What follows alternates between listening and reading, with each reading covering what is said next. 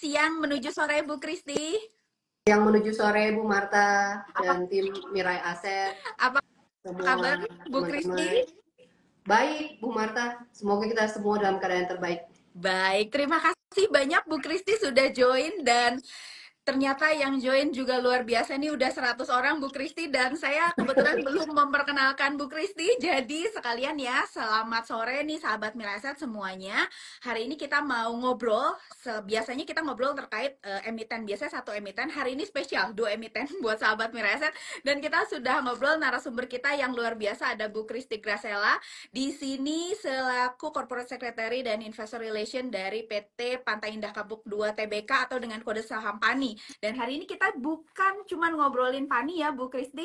Ya, ini ibu dan anak. Betul. Jadi PANI kita akan ada ngobrol, anaknya yang mau listing. betul, yang akan segera listing di hari Senin mendatang ya Bu Kristi. Ya, tanggal 13 Januari Betul. CBDK PT Bangun Kosambi Sukses TBK akan listing di main board Bursa Efek Indonesia. Oke. Baik, dan Bu Kristi, sebelum kita nanti ngebahas tentang IPO CBDK, kita mau ngobrol sedikit dulu tentang PANI ya, Bu Kristi. Boleh, silakan. Oke, baik. Baik, Bu Kristi dan sahabat Miraset, kalau sahabat Miraset punya pertanyaan nih yang menarik, nanti saya akan pilihkan nih dari sahabat Miraset, nanti yang ditanyain langsung ke Bu Kristi. Jadi kapan lagi bisa langsung nanya ke emitennya. Bu Kristi, kalau lihat tahun 2024 ya Bu, ini kan pencapaian PANI ini cukup luar biasa gitu. Terutama adalah terkait dengan harga saham. Saya langsung ya Bu. Jadi harga saham PANI ini kalau kita lihat di tahun 2024 itu naiknya itu 300% Bu. Kalau dari sisi Bu Kristi atau emiten sendiri memandangnya, kenapa sih harga saham PANI ini bisa break new high di tahun 2024 kemarin? Ya, pertama mungkin kita mau mengucap syukur. Banyak sekali supporter, shareholder dalam bentuk support dalam bentuk apapun, saham PANI, PIK 2, Agung Sedayu kepada kita sepanjang tahun 2024. Kami mengatasnamakan manajemen mengucapkan terima kasih. Ya. Nah, memang yang terlihat saat ini karena kita live-nya dengan Mire, kita harus bahas saham ya. Oke, kita kalau saham PANI mungkin kita kilas balik ke belakang. Ya. Kalau kita kilas balik ke belakang, PANI ini ceritanya memang tidak seujuk-ujuk 2024 seperti kata Bu Marta, naik dari harga hampir 5.000 ke 17.000 new high break waktu akhir tahun di 19.000. Ya. Tapi memang effortnya sudah dilakukan sejak tahun 2021, sahabat Mirai. Jadi kalau kita lihat 2021 memang ada materializing niat dan tujuan dari perusahaan, baik dari Agung Sedayu dan Salim Group, untuk melantai ke bursa melalui strategi yang memang sedikit beda dibandingin emiten-emiten yang lain. Ya. Memang ada beberapa cara yang kita pilih adalah strategic listing melalui backdoor listing. Kalau istilah lebih simpel kita sebut backdoor listing. Tapi kalau kita lihat dari depan atau dari belakang, sama-sama tujuannya adalah meramaikan lantai bursa, ya, menjadi emiten yang terpercaya ya karena diawasi oleh IDX dan OJK. Ya. Nah, dari 2021 mulai ya effort dari backdoor sendiri, kemudian 2022 mulai pertama setelah ada emitennya kita mulai masukin aset melalui right issue pertama. Aset yang kita masuk sekitar 760 hektar. Semua tanah di PIK 2 yang terbaik, termasuk adalah tanah salah satunya adalah yang emiten yang akan melantai nanti hari Senin, CBDK. Itu kita masukin ke PANI tahun 2021. Ya. Baik diabsorb ya oleh pemegang saham ya dengan baik. Kemudian mulai tapi mungkin nggak banyak yang tahu tentang story right issue 1. Kemudian kita right issue 2 tahun 2023, right issue kedua. Nah, ini mulai ya. Mulai banyak teman-teman investor dari segala kalangan, baik individual ataupun fund manager institusional mulai melihat siapa ya ini emiten properti yang tiba-tiba ada di bursa gitu ya. Dan setelah dikulik-kulik, dicek adalah oh asetnya, proyeknya ada di PIK 2, Tangerang, Banten. Nah, right issue 2 ini kami menambah lagi sekitar 850 hektar tanah. Jadi pada saat itu kita mulai punya ada 1.600 hektar. Nah, 2024 kita melihat ada satu peluang memasukkan aset, tapi memang tidak sebesar right issue pertama dan kedua. Jadi secara aturan IDX dan OJK membolehkan kami untuk melakukan non-preemptive right issue tanpa hak memesan terlebih dahulu, sehingga bisa menambahkan sekitar 270 hektar tanah di sekitar PIK 2 juga. Nah, sekarang kita ngomong PANI adalah emiten properti yang memiliki land bank sebesar 1.876 hektar tanah. Ya, semua di PIK 2. Kami sangat terkonsentrasi, ya, sangat terkonsentrasi fokus mengembangkan PIK 2. Ya, termasuk fasilitas-fasilitas yang menunjang di lokasi sehingga bagi orang yang mau tinggal, mau berusaha, ekspansi bisnis buat multinasional ataupun perusahaan-perusahaan yang lokal di Indonesia menjadi salah satu pilihan. Apakah mereka boleh berekspansi, memiliki potensi pengembangan dan nilai masa depan yang menjanjikan. Itu adalah story-nya PANI. Sehingga pada saat tahun lalu itu kan dari kita mulai right issue 2 2022 mungkin belum terlalu tergaung. Pada saat kita 2023 mulai masuk. Nah, ini dan plus lagi 2024.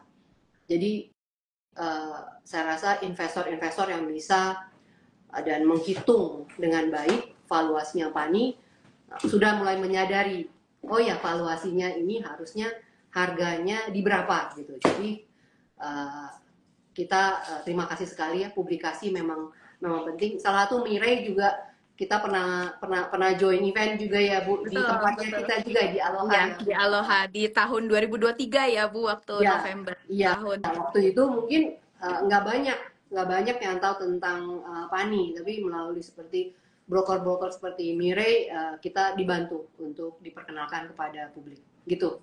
Baik. Bu Marta. Baik. Nah, Bu Kristi, ini saya sekalian lihat-lihat pertanyaan ya Bu, dan dari tadi merespon tadi Bu Kristi menyampaikan gitu terkait dengan right issue 1, right issue 2, itu ada pertanyaan yang cukup banyak adalah terkait dengan land bank Bu. Tadi kan Bu Kristi udah cerita nih land bank kurang lebih 1.800-an hektar gitu ya. Sebenarnya total areanya PIK 2 ini kalau dibaca-baca ada sekitar 6.000 di Pantai Indah Kapuk 2 ya Bu, itu sekitar 6.000 hektar, betul nggak Bu? Atau lebih dari itu sebenarnya? Baik, kita akan melihat bahwa yang dilihat adalah sebenarnya skala pengembangannya PIK 2 itu sampai mana saat ini ya. Kalau kita ngomong area-area yang sudah kita buka ada Bu 6.000 ya, termasuk yang memang belum dalam PANI. Ya. Karena memang sebelum PANI ini kita masuk mulai tahun 2021. Sebelumnya kita udah mulai jualan. Jadi memang ada bagian-bagian yang memang sudah dikembangkan, sudah kita serah terimakan kepada pembeli kami. Jadi kalau kita total memang ada 6.000 hektar sekitar PIK 2. Oke. Dan pertanyaan berikutnya Bu, kira-kira dari 1.800 hektar ini ke depan Bu, ini akan ada berapa banyak lagi? Atau mungkin dari sisi perseroan Bu, secara target itu pengennya punya land bank berapa sih Bu gitu? Kita baru di menit 16. Pertanyaannya udah paling ultimate ini Bu Marta. Iya. But we heard you ya, we heard everybody ya. Mau tahu, saya rasa ini adalah antusias yang sangat positif. Ya, mau tahu sebenarnya kita itu bisa mengembangkan sayap kita seberapa besar, seberapa luas gitu ya. Tapi gini, ambisi kita tentu kita punya ambisi yang kalau ada opportunity yang sangat luas kita akan go to that point. Ya, kalau istilah kerennya sky is the limit gitu. Ya. Tapi kalau sekarang kita ngomong sesuatu yang supaya tidak mislead, ya pasti kita akan ngomong land bank yang 1.876 hektar itu bagi kita sekarang udah di buku PANI, udah fully paid dan tinggal kita kembangkan, kita konversi either jadi marketing sales ataupun jadi recurring income. Itu adalah target kami yang paling ultimate. Jadi kita mau fokus dulu dari 1.800. Kalau besok-besok kita bisa mengembangkan lagi di luar itu, kita akan sangat open mind dan kita akan strike to that point. Ya, jadi saya rasa biar semua penasaran, kita akan beberapa land bank-nya supaya Mirai juga besok-besok masih ngundang kita ya.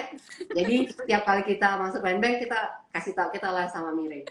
Nah, baik. Nah, Bu Kristi, kalau karena banyak juga nih pertanyaan yang ditanyakan itu adalah kapan sih right issue lagi, ada rencana nggak sih mau masukin? Bu, kalau tahun ini kan tadi tuh ya targetnya untuk CBDK IPO gitu ya, tapi kurang lebih nih Bu, kalau secara target ada nggak sih ada rencana corporate action lain nggak sih Bu di tahun ini? Ya, corporate action yang kita sudah hampir selesai adalah CBDK. Anaknya Pani itu kita udah prepare dari setahun ke belakang. Ya, puji Tuhan kita listing Senin depan ya. Jadi itu memang ya memang kerjaan 2024 karena antrian dan hal-hal yang satu dan dua hal yang ada di OJK dan bursa, kita dapat antriannya listing ada di 13 Januari. Kedepannya mungkin kita lebih banyak menata diri dulu. Bagaimana Pani, bagaimana CBDK. Ya, saya bantu Bu Marta. Mungkin pada nanya, jadi Bu setelah CBDK listing beli Pani atau beli CBDK? Nah, itu dia Bu. Biasanya Ya, pertanyaannya karena ya. dana terbatas Maaf ya nih Bu, Bu. saya mengalihkan pembicaraan. Nggak apa-apa Bu, karena itu juga banyak yang ditanyakan sih, karena dana terbatas nih, katanya dua-duanya bagus gitu. Nah, kira-kira sebenarnya mana sih Bu yang lebih menarik, atau prospeknya kira-kira seperti apa sih Bu? Mungkin boleh disampaikan Bu Kristi. Ya, jadi mungkin kesempatan yang baik juga nih kita ngomong kalau Pani, saya udah mulai ngomong setahun lebih lah tentang Pani ya. Mungkin kalau ada teman-teman yang belum sempat mendengarkan, saya ulangi kembali ya bahwa Pani ini memang is a margin seeker developer. Jadi kita akan mengembangkan produk-produk yang lebih mengutamakan profitability bagi kita. Contoh adalah profitability yang tinggi itu dari penjualan Bu, dari marketing sales. Kita mulai mengembangkan rumah ya, rumah segmen menengah sampai upper class kita punya yang dari 1M sampai ke 40M per unit tuh kita provide. So we wanna have all the segment from middle class go to upper segment class. Dan tentunya setiap segmen punya areanya masing-masing, tapi fasilitas umum itu we can share ya, seperti mall, green area, green belt, ya itu tuh something that we can share and harmoniously gitu ya dengan baik. Kemudian apalagi produk-produk yang akan menghasilkan margin yang lebih baik, yaitu ruko, rukan, ya, perkantoran, ya, ya itu adalah we can say is a margin seeker. Kemudian mulai kita melihat bahwa ada permintaan investor ya yang mengatakan yang biasa dengan istilah mana sih recurring income-nya gitu ya. Itu dia Bu pertanyaannya. Mana sih recurring income-nya gitu. Peak 2 ini begitu ramai dikunjungi, recurring income-nya apakah bisa kita nikmati sebagai perusahaan TBK. Nah, ini what we heard from public gitu ya. Jadi kita mulai, oh ya recurring income kalau kita masukin ke Pani, kalau kita mulai building from zero, itu kan persentasenya kecil. Betul. Nah, kita lihat, kita punya anak usaha yang punya lokasi land bank terbaik, CBD Peak 2. Ya. Nah, CBD ini yang kita lihat, oh ya, harusnya CBD ini sekarang sampai ke depannya akan menjadi jewelnya dari Peak 2. Ya. Why don't kita create satu TBK lagi yang memang mengembangkan secara spesifik recurring income. Ya, jadilah kita oke, CBDK, mari kita garap ya. Apa yang bisa kita garap dari CBD? Tentunya selain perkantoran, kita sudah punya Menara Syariah yang mulai kita cari tenan-tenannya untuk mengisi ke Menara Syariah. Kemudian kita mulai building up recurring income dari IPL. Nah, itu nanti mungkin akan menjadi satu item recurring income buat CBDK. Nah, tapi pada saat yang bersama kita juga secara grup, Agung Sedayu dan Salim Group lagi membangun namanya Nusantara International Convention Exhibition. Dan kita lihat, oh ini kan recurring income. So, kita mulai, oke, kalau begitu mendingan kita konsentrasikan sehingga investor itu dapat satu atau dua emiten yang bisa lebih fokus. Either mereka cari margin seeker atau recurring income, growth company. Jadi CBDK ini kita masukkan mulai aset-aset yang ada akan menghasilkan recurring income, salah satunya NICE ya, Nusantara Indonesia Convention Exhibition, NICE. Ya. Singkatannya NICE. Nah, size-nya ini adalah size exhibition yang jauh lebih besar yang ada saat ini. Kalau size-nya sama ya, artinya kita cuma meng-create satu red ocean competition. Jadi kitanya mau blue ocean. Jadi event-event yang membutuhkan space yang lebih jauh daripada existing tempat-tempat yang sudah ada di Jabodetabek. Nah, karena kita juga dapat inquiry, ternyata ada beberapa event itu mau cari size yang lebih besar. Jadi kita bikin size-nya double. Size-nya NICE ini sangat mumpuni ya. Kita bisa bilang can be double from the top yang ada sekarang. Ya. Jadi kita bisa attract promotor, event organizer yang mencari space yang jauh lebih besar dari yang ada di pasaran Jabodetabek saat ini. Nah ini, jadi pilih yang margin seeker atau recurring income growth company. Nah, kalau kita lihat CBDK setelah NICE ini mulai beroperasi, targetnya kita secara partial September 2025 ya. 9 bulan dari hari ini kita mulai ada event yang pertama, partial ya. Ya, karena kita lagi membangun secara partial. Kemudian mungkin kita akan mengexpect NICE ini akan 100% beroperasi di tahun 2026. Nah, by the time mungkin kita bilang occupancy rate-nya akan lebih stabil tuh 2027. Nah, NICE ini akan bisa mengkontribusi 10-20% dari top line-nya CBDK. Ya, jadi ini yang kita mau masukin aset dan kita masukinnya secara signifikan. Kalau masukin Bu Pani, jadinya mungkin paling 5-10 Bu. Jadi mendingan kita create satu yang lebih concentrate dan CBD play dan recurring income play. Berikutnya kita juga lagi explore ya. Yang kalau ada recurring income kita lebih akan mempertimbangkan CBDK yang menjadi motor penggeraknya. Gitu Bu Marta. Oke. Nah, Bu Kristi kalau boleh tahu Bu, dari sisi kebutuhan dana buat pembangunan NICE sendiri itu kalau dari sisi perseroan itu perkiraannya berapa, dan kira-kira nanti ke depan kan kita tahu ya sebagian kalau untuk IPO ini dananya nanti akan full ke sana gitu ya Bu. Nah, itu secara total sebenarnya untuk pembangunan NICE ini butuh dananya berapa Bu? Iya. Ya, mungkin saya lebih mumpung sekarang lagi penawaran umum ya Bu Marta. Ya, teman-teman investor yang mau invest masih keburu hari ini. Ya. Sampai besok masih bisa ya Bu, offering terakhir masih bisa ya, ada broker-broker tertentu nggak bisa loh Bu. Ya, jadi penawaran umum sekarang dibuka sampai besok ya. Sampai besok ya. Ada broker tertentu yang mereka cuma mau sampai karena mungkin karena admin ya. Ya. Nah, tadinya kita membuka range harga dari 3.000 sampai 4.060 per lembar saham.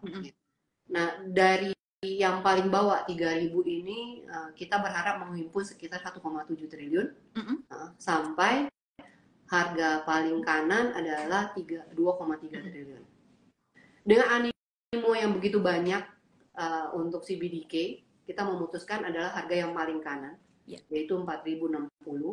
Nanti kita berharap 13 Januari ya, semuanya mulus, dan use of proceed ini setelah dipotong biaya emisi mungkin kita bulatkan akan mendapat sekitar 2,3 triliun. 2,3 triliun ini dari BKS yaitu CBDK akan langsung 100% diinjek kepada IPN ya, target company. Nah, IPN ini adalah pemilik gedung dari NICE sendiri. IPN ini kalau secara total membutuhkan saat ini sekitar 2,2 sampai 2,3 triliun ya capex untuk membangun NICE. Cuman seperti biasa kalau kita bangun sesuatu pasti ada cost overrun. Jadi kita lihat bahwa 2,3 lah ya, 2,3 jika memang ada pun nanti CBDK akan berkomitmen menambah langsung menggunakan internal cash. Dan IPN ini akan menjadi anak usaha subsidiary dari CBDK 99%, terkonsolidasi secara absolut. Ya. Jadi apapun recurring income-nya akan terabsorb dengan baik secara konsolidasi ke CBDK. Di luar IPN sebenarnya CBDK juga punya anak 3. Ya. Satu di antaranya sudah menghasilkan proyek-proyek ruko rumah, ya ada namanya Mega Andalan Sukses. Ya. Itu adalah anak usaha CBDK yang menghasilkan profit secara marketing sales dan accounting sales. Dan BKS CBDK juga mempunyai proyek di bawahnya. Kebanyakan adalah menjual kafling komersial di CBD Peak 2. Begitu Bu Marta. Ya. Bu Kristi, kalau kita lihat kan berarti kan pengembangannya CBDK nanti itu berarti bukan hanya tergantung dari perusahaan ya, dalam hal ini dalam grup juga gitu ya, karena banyak juga kan yang dijual lahannya begitu ya, artinya kan ada pihak lain yang turut mengembangkan area CBDK ini ya Bu. Ya, jadi kita jual kafling komersial itu adalah untuk mengakomodir korporat ya, baik lokal maupun internasional yang dia butuh custom building. Ya, kalau kita jual dengan bangunan mungkin tidak sesuai dengan kebutuhannya, jadi akan jauh lebih dinamis kita jual kaflingnya, tapi kaflingnya kafling mateng ya Ibu. Jadi seperti kita beli rumah, jalannya sudah ada, fiber optik sudah ada, fasilitas dan segala sesuatu yang menunjang sudah ada, dan tinggal bangun on top of the land. Nah, saat ini yang ada di area CBDK, salah satu emiten ternama di IDX juga yaitu Bank BCA sudah mengamankan tanah di lokasi CBDK untuk pengembangan bisnis mereka ke depan. Nah, kalau seperti ini Bu, apakah berarti perseroan ini berarti ada ketergantungan Bu dengan pihak ketiga nih terkait dengan pengembangan areanya nanti Bu? Ya, jadi kita kalau melihat klientelnya kita tidak ada pembeli yang dominate lebih dari 10% dari marketing sales atau accounting sales kita. Jadi kita cukup diversified, kita bisa go retail, go corporate, lokal ataupun internasional. Nah, saya melihat bahwa peluangnya akan semakin terbuka menjadi TBK. Ya, pada saat ada calon pembeli yang terutama internasional, kalau dia dealing with public company, dia akan jauh lebih merasa lebih banyak compliance yang kita sudah patuhi melalui aturan IDX dan OJK. Dan saya melihat bahwa ini adalah peluang bagi CBDK. Oke, baik Bu. Nah Bu, tadi kita belum sempat ngobrol terkait dengan marketing sales. Nah ini yang biasanya kalau ke perusahaan properti pasti akan ditanyain ya Bu. Mungkin saya ke yang CBDK dulu Bu, terkait dengan marketing sales gitu ya. Kira-kira datanya kalau pertengahan ya, kalau laporan keuangannya tengah tahun 2024 kemarin itu di level berapa Bu marketing salesnya? Ya, mulai dari CBDK ya. Iya. Targetnya CBDK itu 2,6 triliun full year 2024. Ya. Kita udah announce di 9 bulan ada di 1,6 triliun. Ya. Dan kita lagi closing buku fourth quarter. Hopefully ini tercapai ya, 2,5 itu tercapai. Dan untuk mungkin saya lanjutin lagi dari sisi PANI.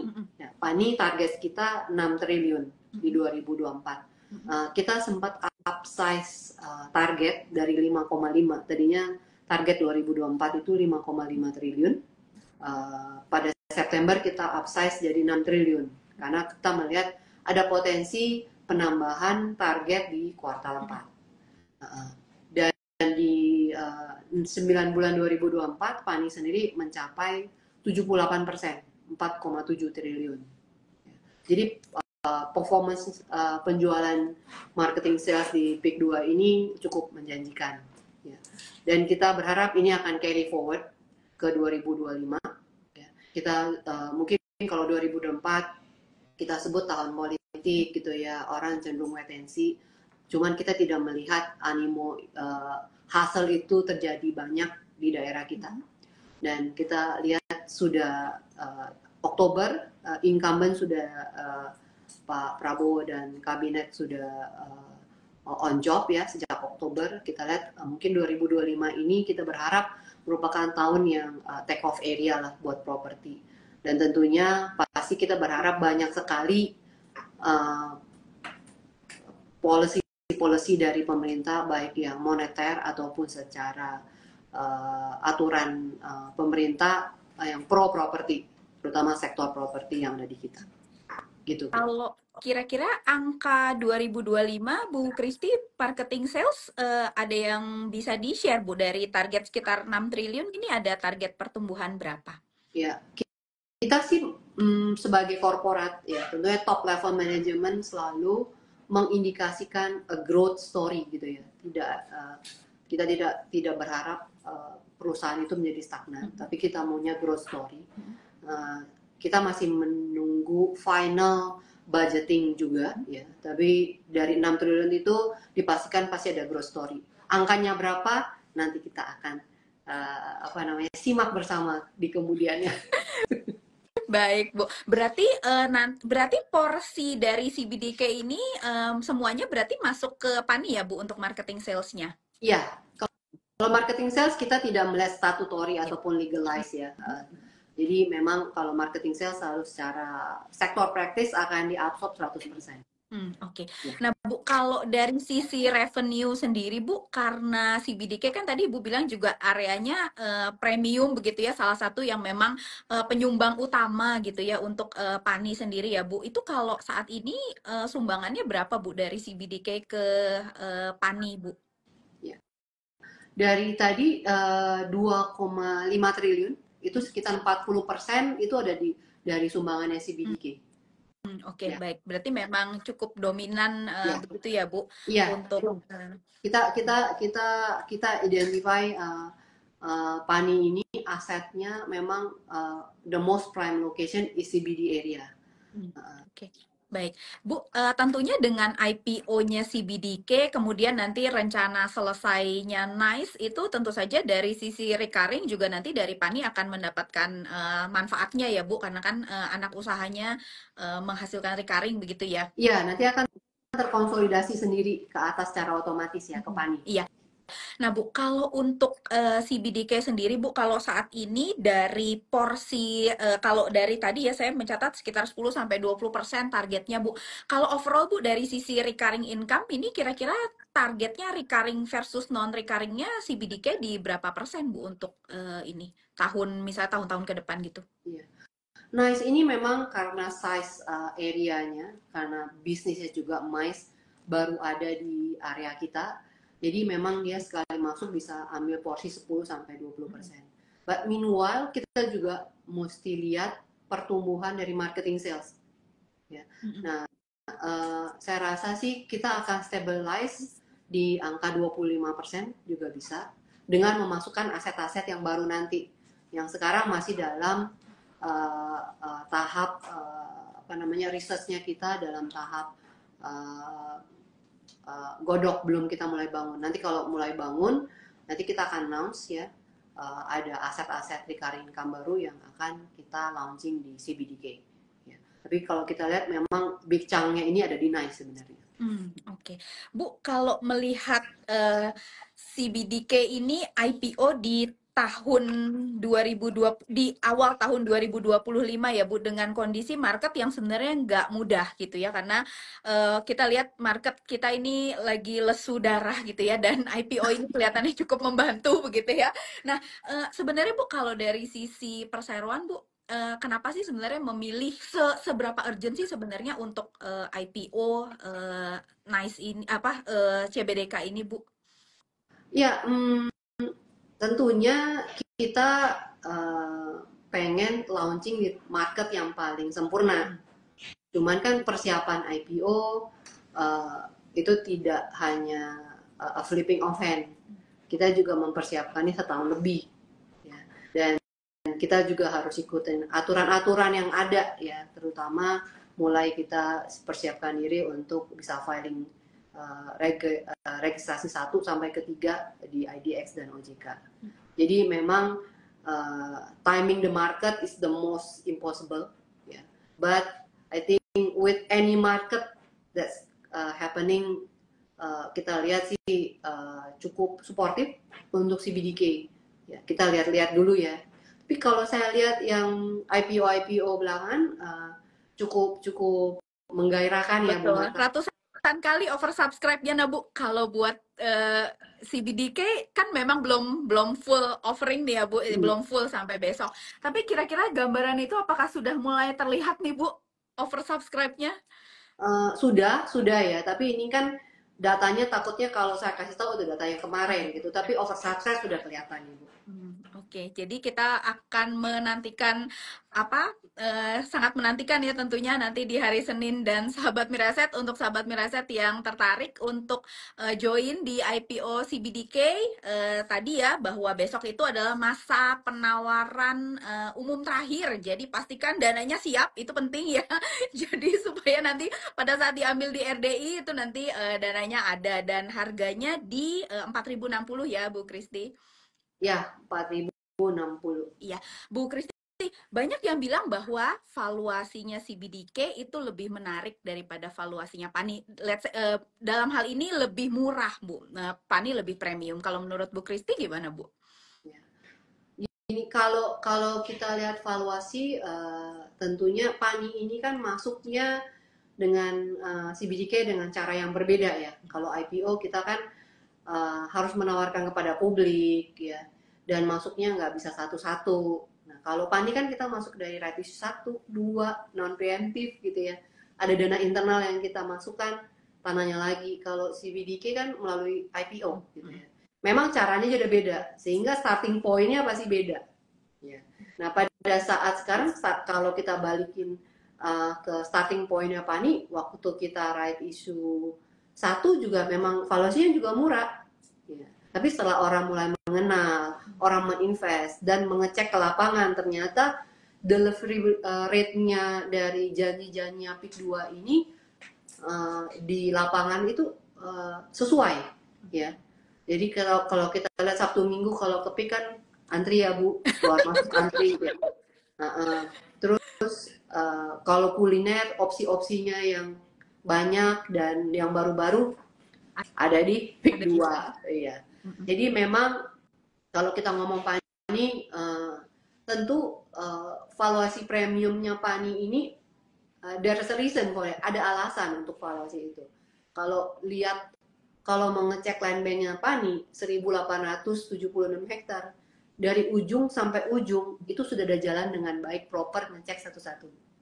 Which is kalau kita lihat di pengembang lain itu belum tentu, tanah-tanah yang memang belum dikembangkan belum tentu bisa kita akses melalui jalan yang proper menggunakan motor ataupun mobil gitu. Memang beda strategi gitu ya, dan ditranslasikan menjadi beda valuasi. Itu kalau kami ya. Nah, ini anaknya. Nah, anaknya ini kan mulai dari initial public offering gitu ya. Tentu valuasinya kita harus sesuai dengan market ya. Tapi kalau kita lihat valuasinya CBDK ini yang diberi adalah jualnya, dagingnya PIK 2, yaitu ada di CBD area gitu ya. Ya, kalau dibandingin sektor yang lain, CBDK bukan sektor properti, emiten lain di luar Pani, CBDK juga masih premium Bu.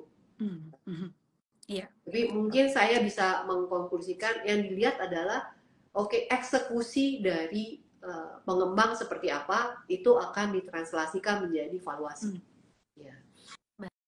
Kita berharap nanti investor CBDK juga mengalami pertumbuhan portofolio seperti investor Pani.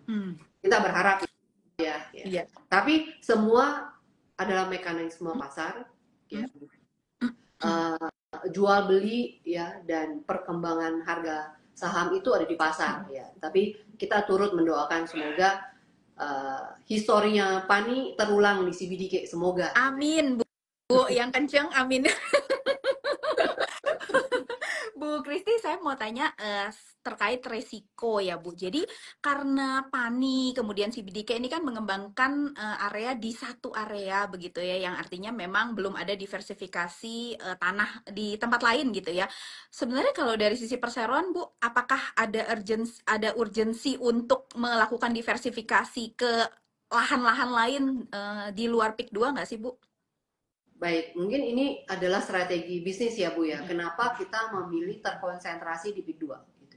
Nah, kalau kita lihat sebagai pengembang, pengembang ini mulai masuk mengembangkan satu area akan mengidentify seberapa working capital yang harus dideploy sampai akhir dan seberapa uh, areanya itu bisa dikembangkan untuk meng-recover working capital yang awal.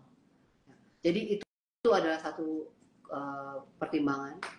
Nah, kalau area itu sangat menjanjikan, ya, dan kalau kita lihat di PIK 2, secara kompetisi kita cukup menguasai daerah sekitarnya. Ya. Jadi kita tidak perlu diversifikasi terlebih dahulu karena area di PIK 2 sudah cukup menjadi konsentrasi kita untuk mengembangkan bisnis developer. Ya. Jadi kita lihat areanya ini menjanjikan tidak dalam masa depan gitu. Kalau dalam jangka panjang sangat menjanjikan, kita cukup konsentrasi daerah yang memang sangat potensial. Dan saat ini pertimbangan bisnis juga mengatakan PIK 2 ini merupakan konsentrasinya Agung Sedayu dan Salim Group untuk menjadikan area ini secara maksimal karena kita sudah mendeploy dari awal dari sebelum tahun 2020 sekitar tahun 2013 itu mulai melihat pengembangannya bisa seluas mana. Jadi kita mulai berani menginvest secara masif ke area PIK 2 ya. Kalau kita sudah mendeploykan working capital ekuitasnya kita ke dalam tanah itu, artinya mengembangkan area jauh lebih besar itu jauh lebih profit. Ya. Daripada kita mulai mengembangkan area yang di luar, let's say di luar Pulau Jawa, ya, ataupun di daerah yang lain, kita harus merintis dari awal. Working capitalnya kita juga mesti hitung dan secara payback mungkin sesuatu yang karena area baru mungkin tingkat deliverable-nya belum sebesar di PIK 2. Ya. Jadi kalau kita lihat secara kompetisi juga kita cukup menguasai pasar ada di PIK 2. Seperti itu Bu Marta. Oke, baik Bu Kristi. Dan ini mungkin pertanyaan terakhir, Bu Kristi, ini terkait dengan, saya tahu sahabat Miraset mau tanya terkait dengan target harga CBDK, tapi mohon maaf sekali itu nggak bisa ditanyain ya sahabat Miraset, karena saya tahu jawaban Bu Kristi. Jadi nggak boleh itu di-share. Biasa kan yang kasih target price broker ya. Kita Betul. tanya Bu Marta, targetnya berapa ini? Betul, jadi sahabat Miraset mohon maaf ya kecewa, kita belum bisa spill. Nah, Bu Kristi ini terkait dengan properti tahun 2025 ya. Tadi Bu Kristi udah sempat cerita sedikit gitu ya. Dari perseroan cukup optimis gitu. Bu, kalau melihat bahwa kita kan tahu ya bahwa tanah di PIK 2 ini harganya kan cukup tinggi gitu ya.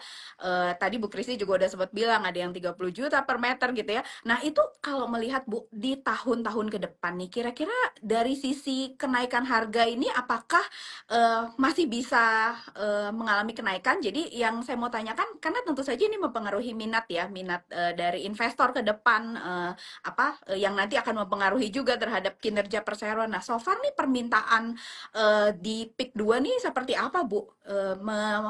Melihat tahun 2025 ini? Iya, ya.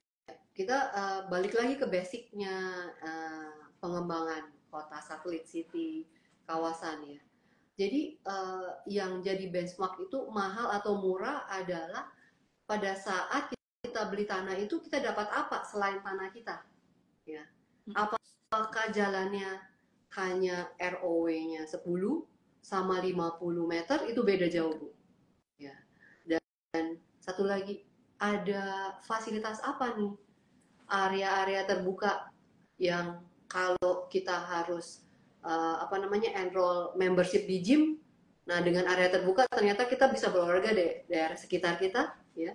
kemudian ada pasar, ya, ada mall, ada sekolah, ada universitas, ya. Itu yang upcoming akan kita bangun terus, fasilitas seperti itu.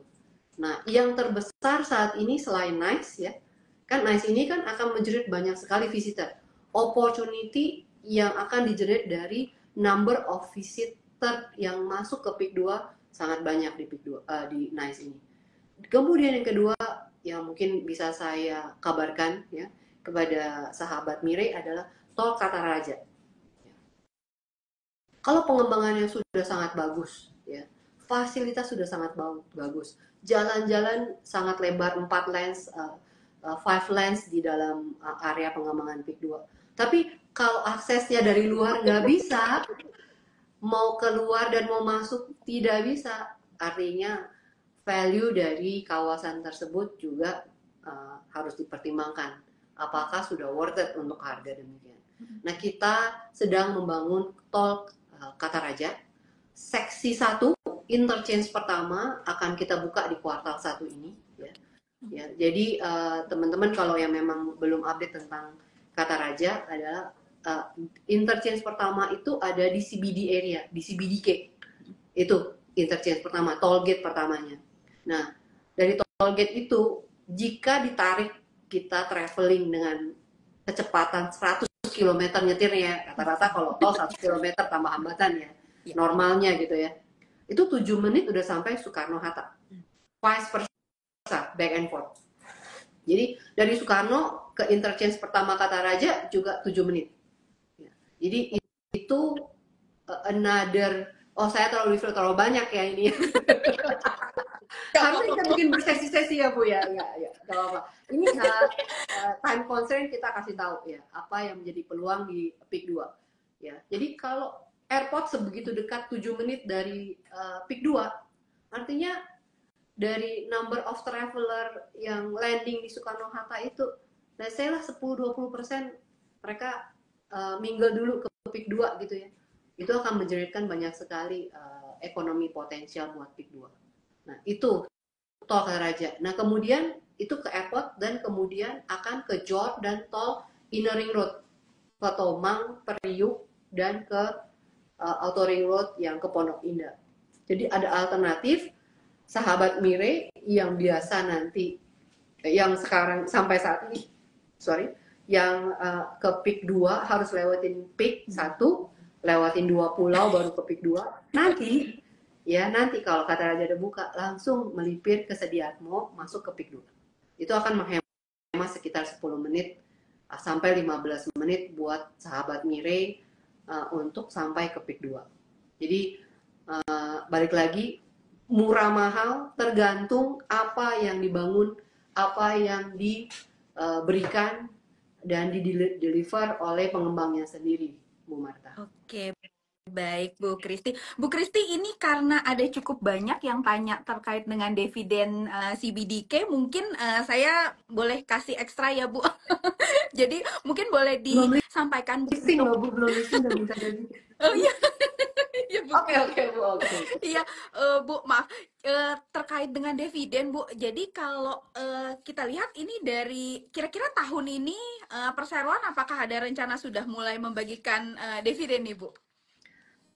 Tahun ini maksudnya tahun buku 2024 ya? 2000 ya. Kalau dividen di prospektus memang peraturan perusahaan kita sudah mencantumkan.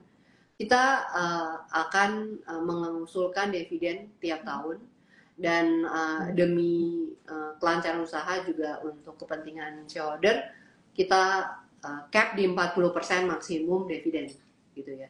Tapi memang itu sangat dinamis. Biasa kita tentukan, kita usulkan setelah audit report kita keluar, Bu Marta. Biasa audit report itu keluar mungkin sekitar bulan Maret. Ya, nanti dari situ akan kita susun menjadi usulan mata acara dari RUPS tahunan juga ya. Jadi kita berharap bisa bagi dividen ya, tapi mohon kesabaran sahabat Mire, tunggu laporan keuangan kita selesai di audit, nanti kita akan umumkan berapa yang bisa dibagikan di rapat umum pemegang saham tahunan. Baik, Bu Kristi. Terima kasih banyak, Bu Kristi. Ini sudah meluangkan waktunya di tengah kesibukannya mempersiapkan masa-masa offeringnya CBDK ya, Bu. Terima kasih banyak sudah bersedia join dan juga bersedia menjawab pertanyaan nih dari sahabat Miraset semua, Bu Kristi. Sukses untuk IPO-nya CBDK di hari Senin, Bu. Semoga lancar dan semoga saja sahabat Miraset dan semua investor di luar sana bisa menikmati keuntungannya ya, Bu. Amin. Saya doakan yang terbaik buat kita semua ya. Uh, kita dengan senang hati ya bisa join Mirei, sahabat Mirei untuk mengupdate yang terjadi walaupun dalam persiapan ya. Terima kasih untuk dukungan dan supportnya. Untuk update-update berikutnya bisa ke konten sosial media kami di Agung Sedayu Group untuk memantau perkembangan dari CBDK, PANI, dan Agung Sedayu Group sendiri. Terima kasih Bu Marta, terima kasih Mirai Aset, salam cuan. Salam cuan dan sahabat Miraset, kita akhiri kegiatan kita dan sampai ketemu. Terima kasih sahabat Miraset sudah join. Terima kasih.